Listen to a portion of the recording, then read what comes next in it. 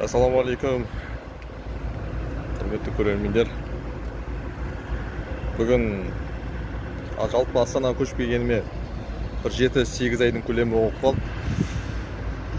Қызылордадағы досым, бауырым болып кеткен Нұрхан деген бауырыма поселке салып атам ғой, запчасты. Сонымен қарасаңыздаршы,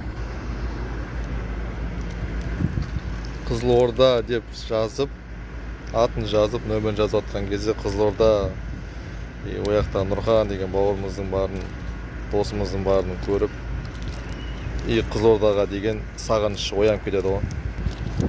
Қызылорда дегенде, өзің туған жерің дегенде сағыныш өте қатты ойнап кетті. Қызылорданы сағындым. Өз қаласын, өз туған жерін сағынып жүрген жігіттер пікір қалдырып кетіңіздер, және қазақ тілді арнамызға жазып кетіңіздер.